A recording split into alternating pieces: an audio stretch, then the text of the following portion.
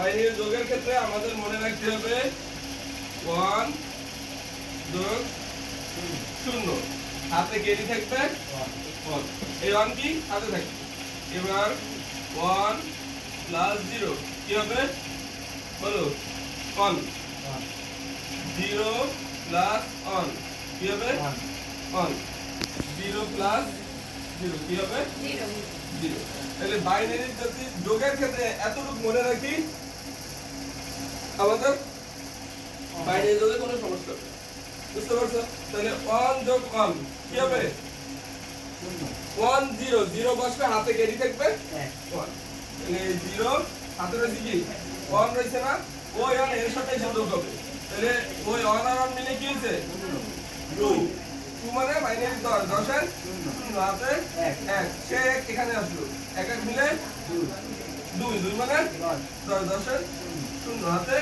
1 সে একবার এখানে আসবে 1 1 মিলে 2 2 মানে 10 এর 0 হাতে 1 1 আর 1 মিলে কত হবে 2 2 মানে 10 এর 0 হাতে 1 ছিল অবশিষ্ট 1 এখানে বসে 1 2 3 4 5 6 যদি 8টার বেশি হতো একটা তখন 9টার সংখ্যা হইলে একটা বাদে ঠিক আছে তাহলে এই গেল যোগ এরপরে কি বলছ ওইটাই বিয়োগ করে বিয়োগ এটা দিয়ে দাও বিয়োগ দেখো বিয়োগের ক্ষেত্রে আমার এই পাশের ফর্মুলাটা চেঞ্জ হবে এই পাশের ফর্মুলাটা চেঞ্জ হবে বিয়োগের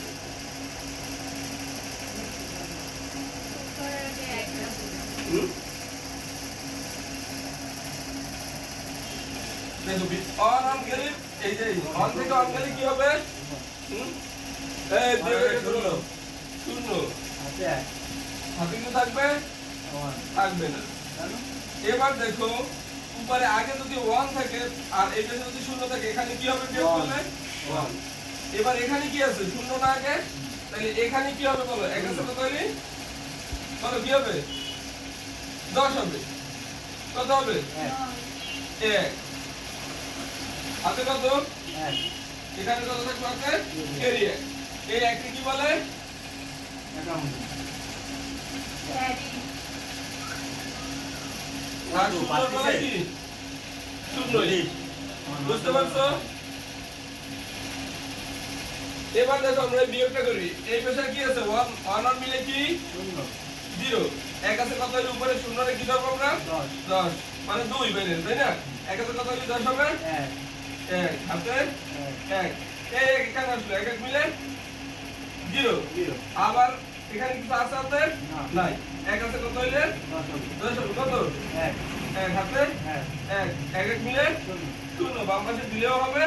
না দিলেও হবে ক্লিয়ার এই হচ্ছে বাইনারি